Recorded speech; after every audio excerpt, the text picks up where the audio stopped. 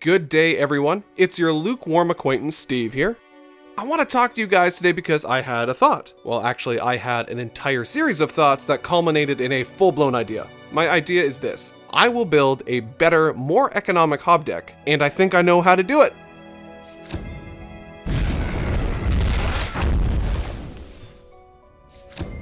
So, obviously, I've been thinking about Hobbe decks, specifically how much fun I find them when everything works out. It's pretty much the best because I am sure it is infuriating to anybody who has to play against a successful Hobbe deck. But the odds of success with those decks still doesn't seem great, at least not the way I've been playing them. The problem I've been having is it's kind of expensive to get the whole thing rolling. And then I had a thought. What if it wasn't so expensive? Is there any way I could do that? Are there multiple cards that could help summon or decrease the cost of Hobbes? The answer to both those questions is yeah, sure. I thought of the merchant and his ability to gain coin through his power. His evil power even decreases the cost of a card in your hand. Not to mention, he has cards to help do both of those things. For example, the deck collector can help early on to stockpile some extra coin. Trade Secrets not only lets you draw 2 cards, increasing the odds of getting the Hobbes you need, but also decreases their cost. So, in theory, the merchant is a pretty good choice to pair with the Hobbes. I've already got everything I need on the merchant's end, but there are a few things I need in terms of Hobbe cards. So, the first thing I'll need to do today is get my hands on some ink so we can craft what we need.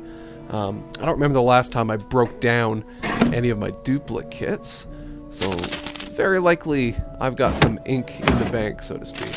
Yeah. Okay, so instead of breaking down all these cards individually, which would take a while, there's actually, if we go over to the side here, there's a mass salvage button right here.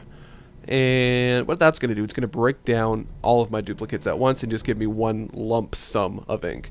It actually says how much I'm going to get there. It says, yeah, I'll get over 5,000, which is more than enough for what I'm going to need to craft today. So I'll have some left over to craft some other fun stuff, I think. Cool. Okay, so let's do this. Ooh, wow. Tells me everything. That's great. Okay, cool.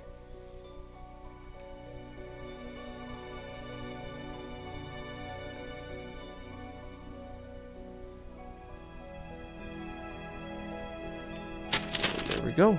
Got over 5,000 ink. This is great. Okay, so now what I'm going to do, I'm going to do a quick search here. And just type in Hobbe. Okay, so the first one I'm going to craft here is Yellow Belly Hobbe. You're looking at this card and you're thinking, this is not, this is not a powerful card, and you're not wrong. But I promise you, it will make sense in the context of the entire deck once I build it. I'll explain everything. So let's see here. This is technically a legendary card, so what do I need to craft this? I want to craft it, so I'm going to need... yes.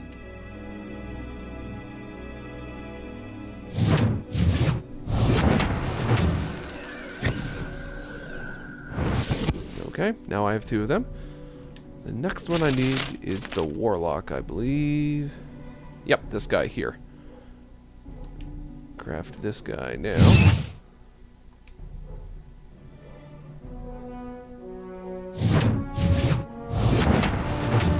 There we are.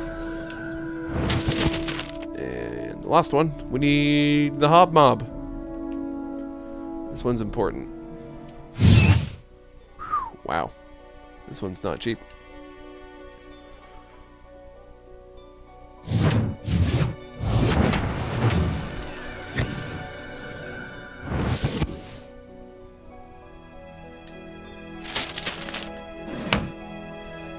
Okay, so I have what I need to build my new deck and test my theory. I will be back in a second with my completed deck, and I will explain how this is going to work. Okay, we're back, and I've put together what I think is a pretty adequate deck, testing my theory out here. So the first thing I'm going to do is, if you're unfamiliar with the way these Hobbe decks works, I'm going to explain to you what the purpose of them is. So let's look at a couple cards here first, and then we'll kind of build off them. So the first one I want to take a look at here is the Hobbe Bomber. Card reads here, after you summon a Hob, deal 1 damage to your opponent. So every time you play a Hob after this card, it's just going to shoot a bomb, it's going to hurt your opponent's health directly. Nice. The next card that's important to this we want to look at is the Hob Fire Breather. So after you summon a Hob, you deal 1 damage to 2 enemy units. So this one's going to help hurt the units on the board. It's an important one. And both of these cards have an ability that's activated once you play another Hob. Now this is where the Yellow Belly Hob comes into play. This card that we crafted, and from a stats point of view, it's kind of garbage. Like it's dead in like 1 health and it does almost no damage, but you won't really be using this thing to attack other monsters. So let's see. After you summon a Hob, return this unit to your hand. So let me lay out a scenario here, and I'll kind of tell you how it's going to play out. Let's say we've got a Hob Bomber, and we've got a Hob Fire Breather on the board. Start of my turn. I'm going to play a Yellow Belly Hob. Both of those cards are going to fire. The Bomber is going to do 1 damage to the opponent's health. The Fire Breather is going to do 1 damage to 2 different enemy cards on the board. Okay. Good, both those cards fired. What we do next, let's say we have something like the Hoblet here. Something that costs 1 gold. You play that Hoblet. Both of those cards are going to fire again. Okay, we spent 2 coin. The Yellow Belly Hob comes back to your hand. You play the Yellow Belly Hob again.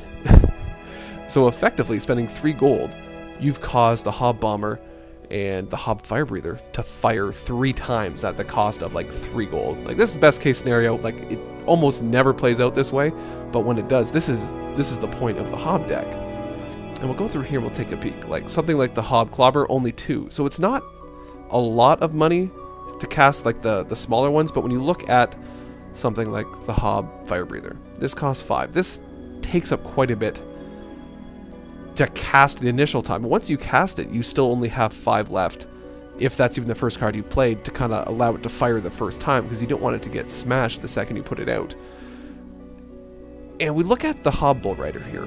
It reduces the cost of Hobs in your hand by 1. This is what I'm talking about. This is about bringing the cost of these kind of expensive Hob cards down. So this is the first one. That's a good one. Now let's set out another hypothetical situation. Let's say we play Trade Secrets. You draw 2 cards, they cost 1 less. So let's say we get a Hob Fire Breather, and that brings the price down to 4.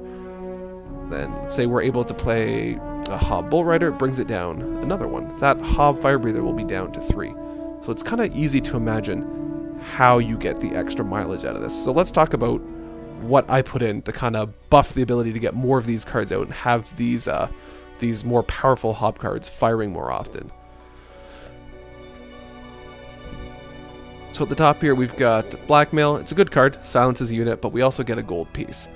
So we can stack that on the end of another turn if we need to. That's handy. Cabin Boy dies, we get gold. Good. This is exactly what we need. We need more gold to cast these cards if we can't bring down the price. Debt Collector, another card that we mentioned earlier. It's going to hopefully allow us to stockpile some extra coin. Again, throw out more Hobs. We've got Short-Term Investment, add some gold.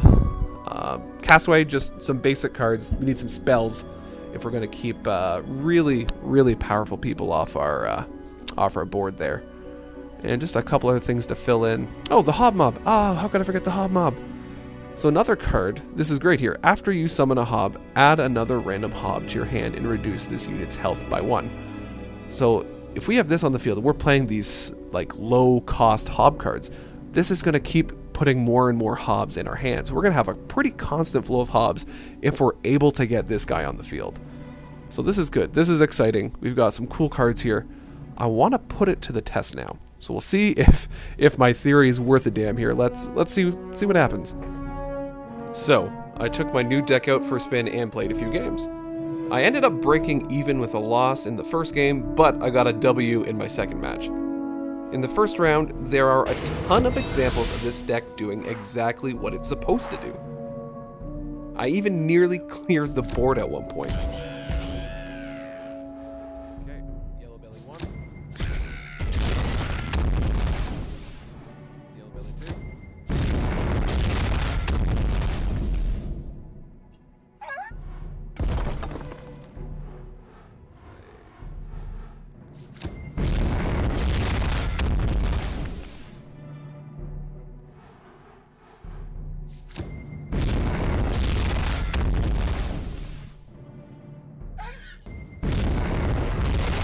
problem? The problem was that I was playing against Shapeshifter. She has a bunch of spells that can do some serious damage to your units, and that's what eventually did me in.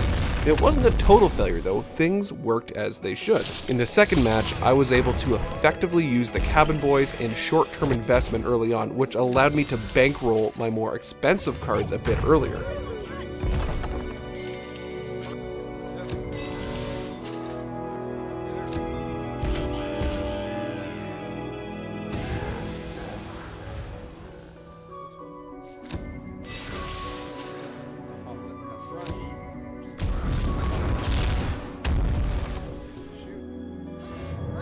With a steady flow of Hobbes and a timely castaway, I was able to overwhelm my opponent and get the win.